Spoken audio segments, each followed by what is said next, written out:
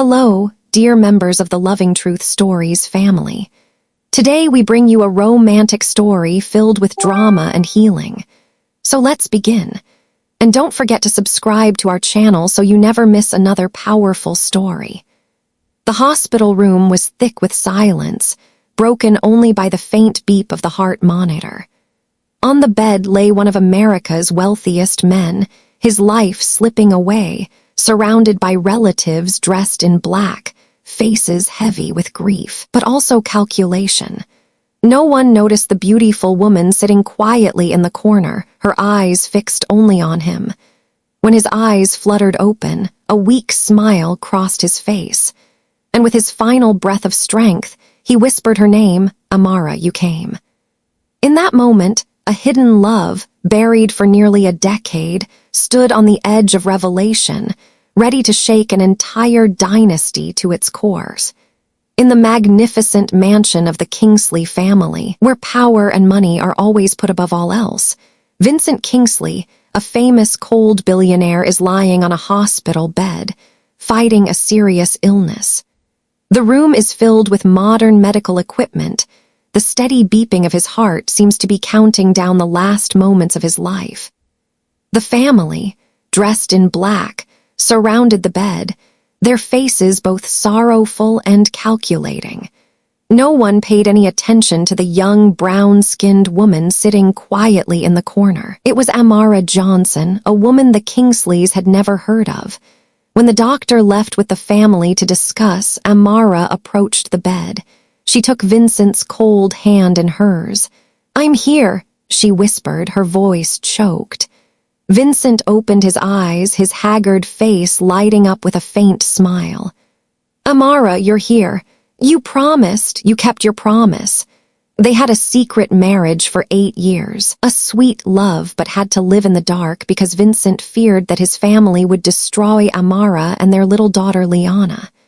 Vincent looked deep into Amara's eyes, his breathing growing labored.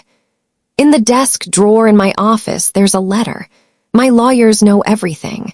You have to stay, hear the will, and show them who you are, who Liana is." Amara burst into tears.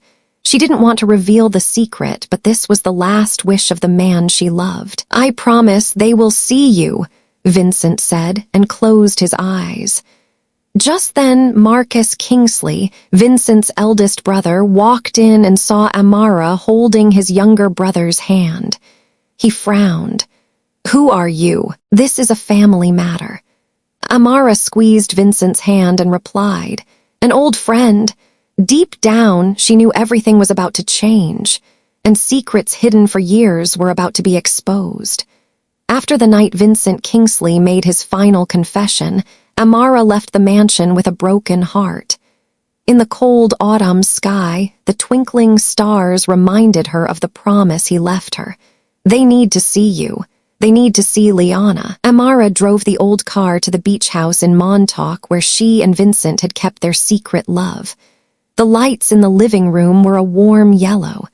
There, Liana, their 4-year-old daughter, sat on the rug holding a stuffed rabbit and drawing with crayons. "Mommy, is Daddy coming too?" Her blue eyes looked up, hopeful. Amara knelt down, hugging her daughter tightly. "Daddy is tired, honey, but he said he will always be watching over us." The house was a small fortress for mother and daughter, but Amara knew that the peace would soon end. The Kingsley family, wealthy but cold-hearted, would not accept her and Liana's existence. Amara still remembers that fateful night 8 years ago. She was an event planner, running errands at a children's hospital fundraising gala when Vincent, the guest of honor with $1 million check, casually asked her for directions to a quiet room so he could make a phone call. "Just tell me the way," he smiled, a smile that broke the coldness usually associated with newspapers. Amara, who had no taste for arrogant rich men, felt her heart flutter. The next appointments, then the endless conversations, Vincent was completely different from the image of a ruthless billionaire in the business world. Next to Amara, he was a lonely man, longing for a real family. 3 months later, he proposed with a simple sapphire ring, but he had one painful condition. "Amara, we have to keep it a secret. My family will never accept you." Amara cried but eventually agreed. Love was stronger than fear. They got married quietly on a Caribbean beach with only the ocean and 2 strangers as witnesses. Amara set a limit. 5 years. After that, no matter what, you have to make us public. Vincent nodded, promising firmly.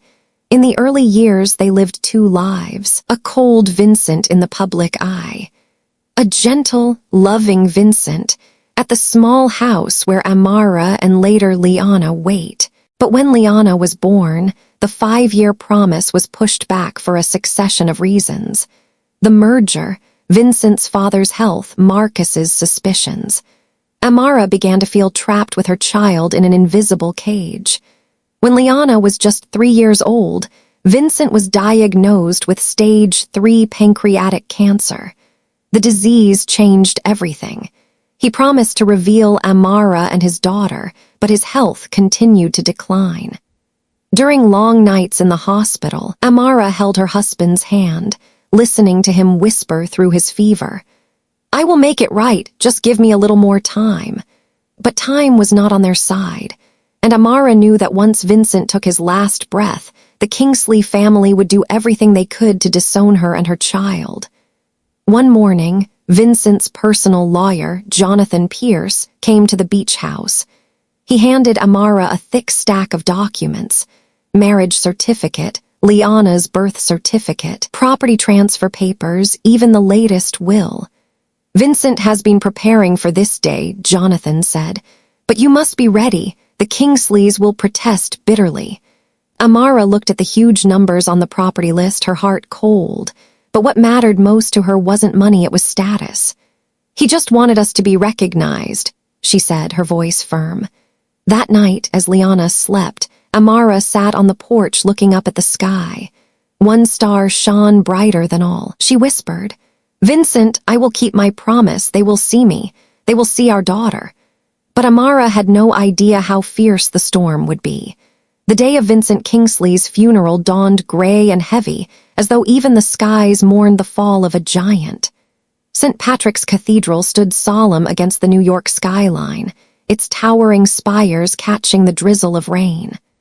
Black cars lined the street, delivering dignitaries, politicians, CEOs, and of course, the powerful Kingsley clan.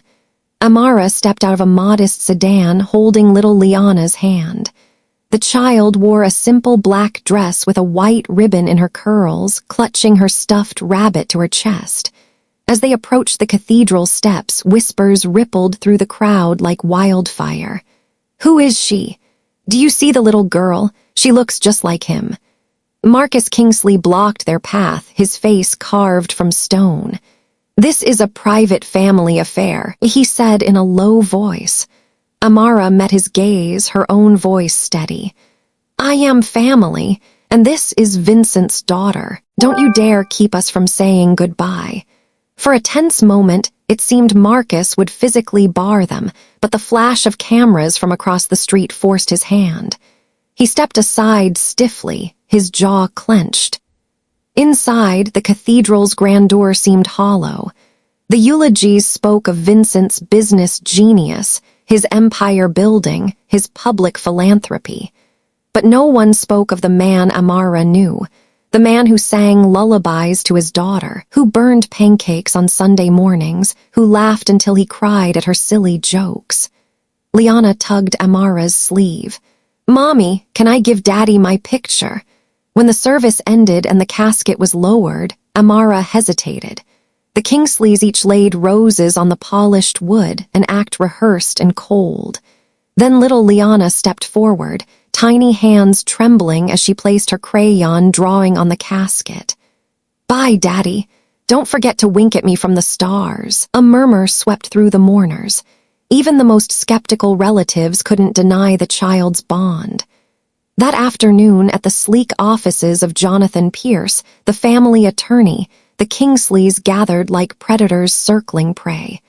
Amara entered last, dressed with quiet dignity, and took her seat at Jonathan's side.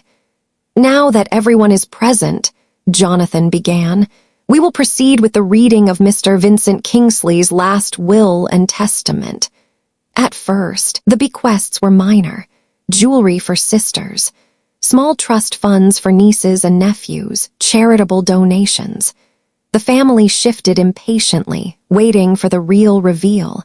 Then Jonathan's voice sharpened. To my beloved wife, Amara Johnson Kingsley, I leave all properties held in my name, including but not limited to residences in New York, Montauk, Aspen, and Paris, as well as my art collection and personal investments. A stunned silence filled the room. To my daughter, Liana Grace Kingsley, I leave a trust fund to be managed by her mother until she reaches the age of 25. This trust includes my controlling shares in Kingsley Global Industries. The room erupted.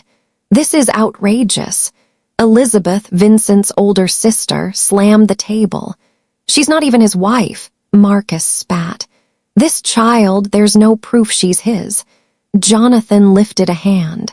There is proof, a legally binding marriage certificate, a birth certificate naming Vincent as father. Medical evaluations confirming his sound mind when this will was executed. You forged it, Marcus snarled, pointing at Amara. You manipulated him when he was sick. Amara's voice rang out, calm but firm. Vincent was never manipulated. He loved me. He loved our daughter. You all just never bothered to see the man behind the fortune. Jonathan cleared his throat. There is one more item. A personal message Vincent requested I read. The room fell silent. Jonathan unfolded the letter, his voice grave. To my family, I know this will shock you. I regret keeping Amara and Liana hidden, but that secrecy was my weakness, not theirs. They are my real family. They are my joy. If you cannot accept them, so be it. But know that I love them beyond measure and I trust them with my legacy. Do not dishonor me by denying them. They are Kingsley's as much as any of you. When the words ended, silence hung like a storm cloud. Emma, Vincent's niece, wiped her eyes quietly, but Marcus slammed his fist. This isn't over. We'll contest it immediately. She'll regret ever stepping into this family. Amara rose, gathering her composure. Do your worst, Marcus. Vincent prepared for this day. You can fight his wishes, but you'll never erase us. With that, she took Liana's hand and walked out, leaving the stunned family behind. But outside the glass doors of the law firm, reporters swarmed. Flashes, microphones, shouted questions. Mrs. Kingsley, is it true you were married in secret? Is Liana really Vincent's child? Are you prepared for the legal battle ahead? Amara shielded her daughter, pushing forward with quiet strength. In her heart, though, she knew the war was only beginning. The very next morning, Amara woke to her phone buzzing. Headlines screamed across every front page. Secret wife or gold digger. Billionaire's hidden family exposed. Old college photos of Amara splashed across tabloids. Anonymous sources whispered about her so-called schemes. Her stomach twisted. She knew exactly who was behind it. Marcus. Just as despair threatened to consume her, Jonathan called. His voice was steady, but with a note of excitement. Amara, you need to come to my office. There's something Vincent left for you, a video. A video. Vincent's voice, his face, his truth. Could this be the weapon she needed to finally silence the Kingsleys? Jonathan's office was quiet when Amara arrived. The hum of the city muffled by thick glass walls. He gestured for her to sit, then slid a small USB drive across the polished oak desk. This, he said, is what Vincent left for you. He recorded it years ago as a safeguard. I've checked the file, it's authentic. Amara's hands trembled as she connected the drive. The screen flickered, and then there he was, Vincent, healthy, strong. Those piercing blue eyes staring straight into the camera. My name is Vincent Kingsley. His voice filled the room, steady and clear. If you're watching this, it means I didn't live long enough to do what I should have done myself. I want it known that I married Amara Johnson out of love, and that our daughter, Liana Grace, is my child. No one coerced me. No one manipulated me. Every decision I made was mine and mine alone. He leaned forward, his expression softening. To my family, I hid them because I feared your judgment. I was wrong. I let fear rob me of the chance to celebrate the best part of my life. Amara was not my secret. She was my light. And Liana, his voice cracked. She is my legacy. Treat them as such. The screen went black. For a long time, Amara sat frozen, tears streaming silently down her cheeks. She wasn't just hearing his words, she was hearing his strength, his courage, his final gift. Jonathan leaned back. This video destroys their argument about manipulation or mental incapacity. It's ironclad. Amara wiped her tears, her voice steady. Then we use it. The next evening, Jonathan arranged a closed-door meeting with the immediate family. No reporters, no outsiders, just the Kingsleys and Amara. They filed into the conference room, Marcus leading with a scowl, Elizabeth clutching her pearls, Thomas avoiding eye contact, and Emma lingering at the back, worry written across her face. Marcus sneered. "What's this about? Another stunt?" Without a word, Jonathan dimmed the lights and pressed play. Vincent appeared on the screen. His voice echoed again. Amara was not my secret. She was my light. One by one, their expressions cracked. Elizabeth's lips trembled.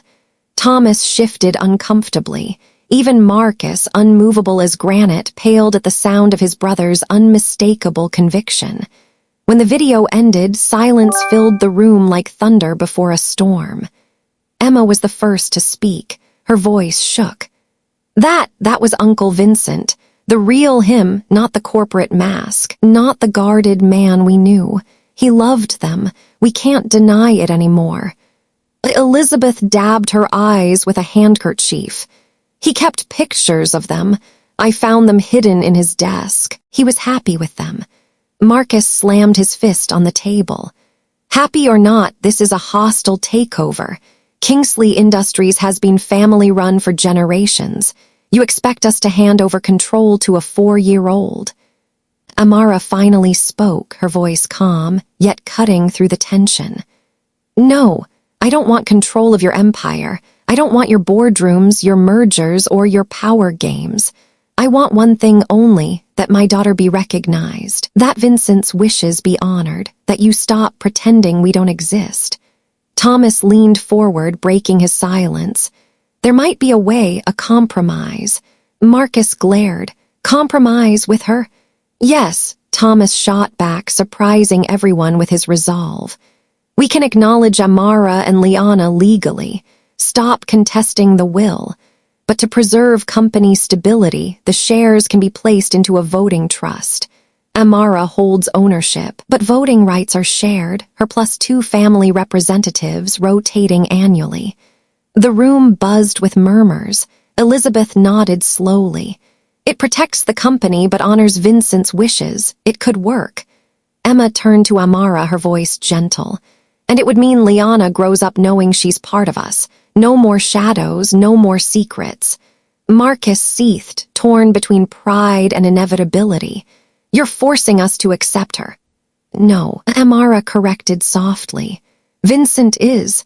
For the first time since Vincent's death, the icy wall between Amara and the family began to thaw. Elizabeth opened her purse, pulling out a small photo album. She slid it across the table. He kept these, she said quietly. Photos of you, of Liana, hidden away. He loved you more than we understood. Amara opened the album, her breath catching at the sight. Vincent holding newborn Liana. Amara asleep with the baby on her chest, family moments he had secretly preserved. Tears filled her eyes, but this time they weren't only of grief. They were of recognition, of validation. Elizabeth cleared her throat. One more thing, we'd like to create something in Vincent's name, a foundation, to support the causes he cared about. Amara, we want you to help lead it. You knew that side of him better than any of us. For a moment, Amara couldn't speak. She simply nodded, overwhelmed. The meeting ended not in harmony, but with the fragile beginnings of peace. Nothing was final. Marcus still bristled, already plotting legal maneuvers. But cracks had formed in the wall of hostility, and through those cracks, light was finally breaking in. As Amara left the building, she looked up at the night sky. One star twinkled brighter than the rest. She smiled through her tears. "They're starting to see us, Vincent, just like you wanted." But she knew this wasn't the end. It was only the beginning of a long, delicate road to healing. For a few fragile days, Amara thought maybe the worst was over. The private video had shaken the family. Elizabeth softened, Thomas spoke of compromise, Emma showed kindness. Even Marcus, though furious, had fallen silent. But peace in the Kingsley family never lasted long. It began with the tabloids. Billionaire's widow or gold digger, the Amara Johnson mystery. Old photos from her college years surfaced. Anonymous sources accused her of scheming her way into Vincent's fortune. The stories dripped with venom, painting her as a manipulator who had preyed on a dying man. Amara sat at her kitchen table, the newspaper trembling in her hands. Liana colored nearby, oblivious, humming a nursery rhyme. Her phone buzzed. It was Linda Chen, head of PR at Kingsley Industries. "Don't respond," Linda advised. "If you fight tabloids, you give them power. Let the facts speak. The public sympathy is already shifting in your favor." But Amara knew the source of the attack. Only one person had the motive and the ruthlessness to leak those lies. Marcus. Jonathan called that afternoon. Marcus has filed a motion in probate court. He's claiming Vincent was mentally compromised during the signing of the will. He's trying to use medical records as proof. Amara's eyes widened. That's impossible. Those records are private. He obtained them illegally. We'll file for an injunction. And they did. Within 48 hours, a judge barred the use of stolen medical documents and demanded Marcus explain how he'd gained access. It was Amara's first legal victory. Small but symbolic. That evening, Amara heard a knock at her door. To her shock, Elizabeth Kingsley stood there, clutching a small box. "I shouldn't be here," Elizabeth admitted, stepping inside. "But I need you to know I was wrong." She opened the box. Inside was a photo album Vincent had hidden at the estate. Pictures of Amara and Liana, moments he had cherished in secret. "He loved you," Elizabeth whispered. "I see that now, and I'm sorry for what I said before." Amara's throat tightened. It wasn't forgiveness, not yet, but it was something. A crack in the fortress.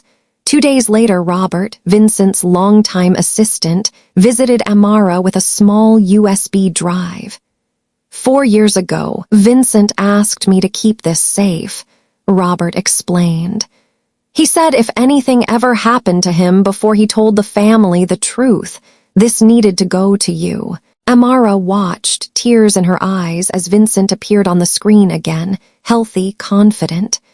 "Amara, Liana, if you're seeing this, I failed to do what I promised. But make no mistake, I chose you.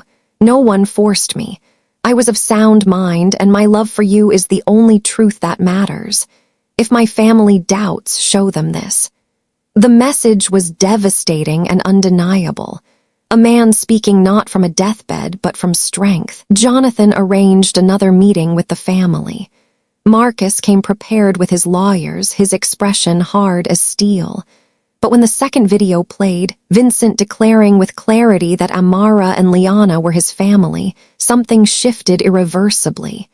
Thomas broke the silence first. That's our brother. No one can deny it now." Elizabeth nodded, wiping her eyes. "He made his choice. We have to respect it." Even Marcus faltered, his jaw clenched, his hands gripping the table. For the first time, he had no retort. Elizabeth spoke softly. "We'll drop the contest. The will stands. Amara, Liana, you are part of this family."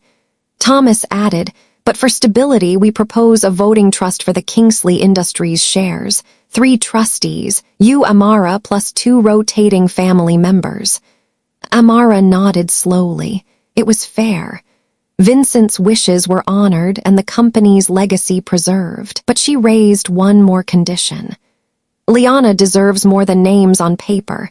She deserves family, real family, holidays, birthdays, cousins to play with. If this trust is to work, then so must our ties. Elizabeth's lips trembled. Yes, that's what Vincent would have wanted. Emma smiled, relief flooding her face. Finally, we're beginning to heal. Marcus said nothing, but the fury in his eyes had dimmed to something else, resignation. Before leaving, Elizabeth surprised everyone. We'd also like to establish a foundation in Vincent's name, for causes he cared about, education, medicine, the arts. Amara, would you consider leading it? Amara's eyes filled with tears. For the first time, she felt the family wasn't just tolerating her, they were inviting her in. That night, back at the penthouse, Amara looked out over the skyline. For the first time since Vincent's death, hope stirred in her chest. The road wasn't finished. Marcus was still a threat. The wounds ran deep, but cracks had turned into openings, and through them, light was pouring in. 1 year later, the gardens of the Kingsley estate were alive with laughter. Children raced across the manicured lawns, chasing bubbles and squealing with delight. Liana, now 5, led the pack, her curls bouncing in the sunlight, her eyes sparkling with the same mischievous twinkle Vincent once carried. Amara watched from the terrace, a soft smile on her lips. She still remembered the first time she'd walked through these gates, a stranger, judged, dismissed, unwanted. But now, she stood here as family, not tolerated, accepted. Elizabeth helped the younger children with an art project, brushes and paints spread across a picnic table. Thomas and his husband flipped burgers on the grill, laughter booming as they debated whose sauce recipe was best. Even Marcus, still reserved, still guarded, was flying a kite with Liana, his stern face breaking into something rare, a smile. Emma walked over with 2 glasses of lemonade. "Penny for your thoughts," she asked. Amara chuckled softly, just marveling at how much can change in a year. Emma's eyes warmed. "You changed it. You could have destroyed this family with lawsuits and scandals. Instead, you gave us a chance to rebuild. Don't downplay that." The penthouse was gone now, too full of bittersweet memories. Amara and Liana had moved into a smaller property on the estate, Vincent's childhood home that had long stood empty. Renovated with care, it became their new beginning. Liana loved her backyard, her cousins next door, and the constant hum of family life. For Amara, it was more than a house. It was a symbol. She was no longer an outsider looking in. The Vincent Kingsley Foundation had grown quickly, channeling millions into education, arts programs, and medical research. Amara, now its executive director, carried Vincent's vision forward with determination. At the board meetings, she spoke with calm authority. At public events, she spoke of Vincent not as a tycoon, but as a man who believed in kindness, opportunity, and the courage to love without fear. Even Marcus, once her fiercest enemy, acknowledged her leadership. One afternoon, he pulled her aside, his voice rough but sincere. "I was wrong about you, about Vincent. Liana, she's brought something back to this family we'd lost. He'd be proud." For Marcus, that was as close to an apology as he would ever get. For Amara, it was enough. That night, after the family gathering, Amara tucked Liana into bed. The little girl pointed out the window, her small hand pressing against the glass. "Look, Mommy, the first star. Daddy's winking at us again." Amara's heart clenched, but this time with gratitude, not grief. She kissed her daughter's forehead. "Yes, sweetheart, always watching, always winking." When Liana drifted off to sleep, Amara stepped onto the balcony alone. The night air was cool, the estate quiet except for distant laughter. She slipped Vincent's emerald ring back onto her finger, a ring she had stopped wearing in mourning but now reclaimed as a symbol, not of loss, of legacy. She looked up at the stars, finding the one that shone brightest. Her voice was barely a whisper. "We did it, Vincent. They see us now, they know us, just like you wanted." The star seemed to twinkle back. For the first time since his death, Amara didn't feel like she was carrying the burden alone. She felt surrounded by family, by healing, by the future Vincent had wanted for them. Liana would grow up loved, accepted, and proud of who she was. And Amara knew that while wealth and companies could be contested, true legacy could not. It lived in love, in courage, in the family they had finally become. As I look back on this story, I realize it isn't just about love hidden in the shadows. It's about the courage to step into the light. I've learned that secrets may protect us for a season, but they also rob us of something greater, the chance to be fully seen, fully known, and fully loved. Life will always test us with choices, between fear and honesty, between pride and compassion. What matters most is whether we choose the path that builds healing, not division. Because in the end, true legacy isn't measured in wealth or power. It's measured in the love we leave behind, in the people whose lives we've touched, and in the courage we pass on to the next generation. So I ask you, in your own life, what truths are you holding back? What secrets are waiting to be faced so that healing can begin? If you find this story meaningful and want to help us share these important values, please subscribe to our channel so you won't miss the next inspiring story. Together, we can build a strong community full of potential and a spirit of justice.